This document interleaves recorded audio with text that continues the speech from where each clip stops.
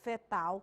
Os abortos espontâneos são o tipo mais comum de perda de gravidez. Cerca de 23 milhões de gestações em todo o mundo terminam assim a cada ano, sendo mais de 2 milhões apenas no Brasil. Então, para explicar um pouquinho melhor sobre isso, nós convidamos aqui o Dr. Jailson, a quem eu dou uma boa noite.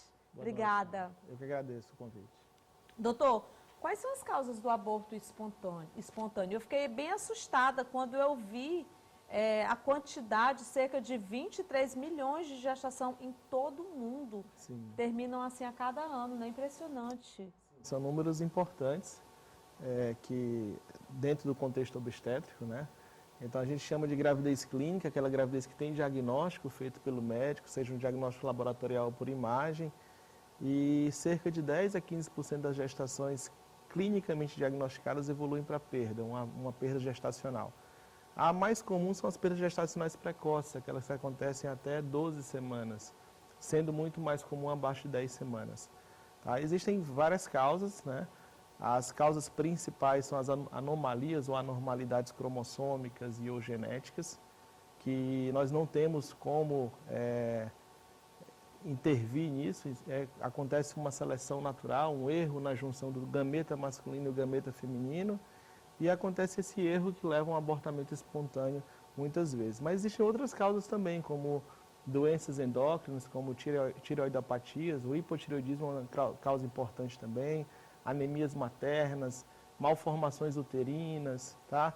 Estilo de vida também tem uma associação, não é uma das principais causas, mas também tem associação, obesidade, um estilo de vida ruim com uma alimentação, um tema que foi falado ainda há pouco. Então, fazem parte do contexto das causas das perdas gestacionais precoces. Doutor Jailson, eu até gostaria de perguntar algo que eu acho que é muito importante, tendo em vista essa pandemia que a gente enfrentou, que a gente está enfrentando, mas que pegou todo mundo de surpresa e que mudou totalmente o nosso estilo de vida e mudou, inclusive, a nossa forma de pensar. Sim. A gente passou a ficar muito mais solidário um com os outros, né? Assim, muita coisa vem acontecendo desde que a gente foi submetido a essa pandemia mundial, né? Existe uma relação, doutor, assim, de quem teve a Covid em relação a esse aborto espontâneo? Existe algum estudo em relação a isso? Evidência científica forte ainda não há. A relação entre a infecção clínica do coronavírus e o aumento de perdas gestacionais. Não existe. As infecções, elas também são causas de perdas gestacionais, mas o coronavírus ainda não foi colocado como uma causa importante de perdas. É claro que ainda temos muito ainda o que aprender, mas existem outras infecções em que nós temos que atentar enquanto casal, enquanto aqueles adultos que têm vida sexual ativa, principalmente infecções evitáveis, como a sífilis, né, herpes genital, infecções outras virais, toxoplasmose, são causas que não é um vírus no caso, mas é outra infecção também que pode acometer a mulher gestante, e são causas também importantes, ou seja, as infecções também são causas de perdas gestacionais. E talvez uma das mais evitáveis e que tem uma prevalência muito alta é a sífilis, que é uma doença bastante conhecida por nós da medicina, sim. Evitável, facilmente tratável, mas que nós vivemos uma endemia, ou seja, um número grande de pacientes, cerca de 7% das pacientes da rede pública tem diagnóstico laboratorial de sífilis, é um número muito alto. Nossa, que nos assusta. Alto, hein, doutor? Isso, a cada 100 mulheres que engravidam, 7 têm sífilis diagnosticada em algum momento da gravidez. Doutor, se a mulher já teve um aborto espontâneo, ela tem mais chances de ter outro? Um aborto isolado, espontâneo, acredita-se que cerca de 20 a 30% das mulheres podem ter ao longo da sua vida reprodutiva, ou seja, da sua vida sexual, em que ela se expõe à gravidez, né? Então, abortar isoladamente uma única vez é relativamente frequente até. Sim. Tem até 30% da população feminina sexualmente ativa que se expõe à gravidez. Porém, não existe esse aumento de chance. Agora, quando a mulher aborta 2 vezes ou mais, aí já é um abortamento que a gente chama de abortamento de repetição habitual ou recorrente. Essa sim, essa tem uma forte associação com uma 4ª, 5ª, 6ª perda.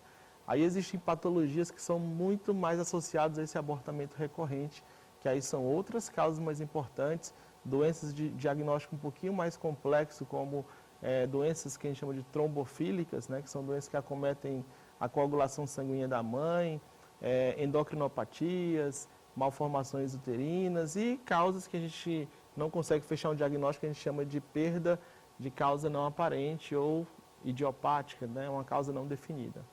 E se acontecer o aborto espontâneo, tem algum tempo apropriado para a mulher tentar engravidar novamente? O que o senhor aconselha? Sim, de uma forma geral, a gente pede para ter um repouso ali em torno de 60 a 90 dias. Mas isso não é claro na literatura médica, Sim. né? A gente é um aconselhamento mais de cunho de prática médica, né? Da paciente dar uma organizada do ponto de vista psicológico, principalmente, para o casal se organizar. Mas do ponto de vista biológico, ela poderia engravidar logo em seguida. Uhum. A gente pede sempre esse tempo para o casal se organizar mentalmente, né? Refazer os planos, traçar uma nova rota enquanto casal. Até quantas semanas de gestação pode acontecer o aborto espontâneo, hein? O senhor falou até 12? Nós consideramos abortamento até a metade da gravidez, 20, 22 semanas. E classificamos como abortamento precoce até 12, que representam quase 80% dos abortamentos, e de 12 a 20 os abortamentos tardios, que representam a menor quantidade, em torno de 15 a 20%.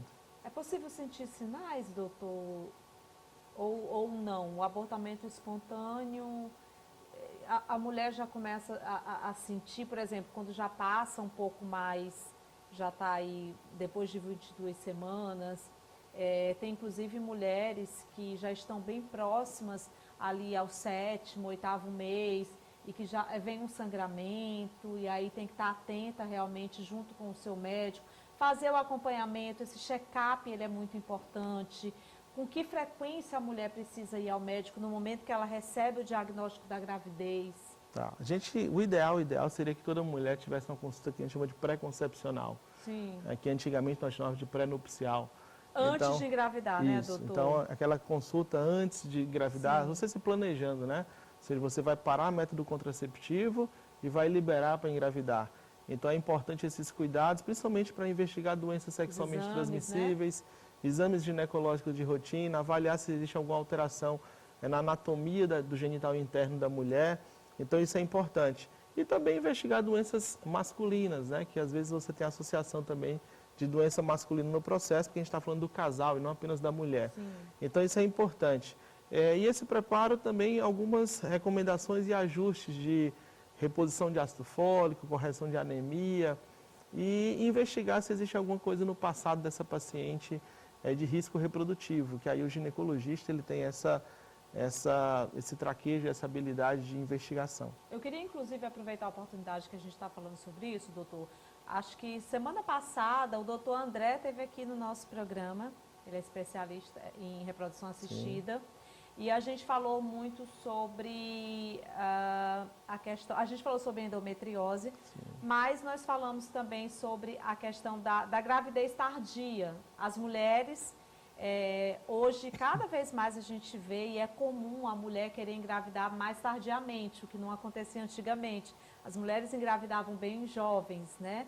E hoje as mulheres estão se formando, trabalhando, e chega um determinado momento da vida até que a mulher pensa e já quer se planejar para ter filhos. Mas acontece que tem muitas mulheres que pensam em ter filhos após os 40 anos. Então, existem alternativas também, como, por exemplo, os óvulos, guardar os óvulos, sim, né, sim, doutor? Claro, claro. Até que idade a mulher, ela passou de tal idade, ela já tem que começar a se preocupar, e uma boa alternativa pode ser, por exemplo, o congelamento dos óvulos? Sim, o que o senhor aconselha? A gente sabe que a qualidade dos óvulos, elas reduzem... Estou me consultando não, Marquinhos. A qualidade dos óvulos reduzem bastante, principalmente, sim, após os 40 anos. E a gente tem uma diminuição, né, uma chance de engravidar espontaneamente muito mais baixa depois dos 40 anos.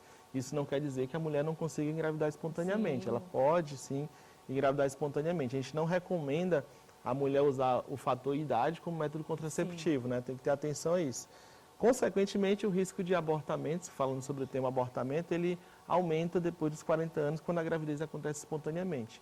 Então, Se a mulher vai engravidar depois dos 40 anos, falando sobre a especialidade do Dr. André, que é a reprodução assistida, se ela planeja engravidar mais tardiamente, que ela guarde os seus óvulos no momento adequado, né?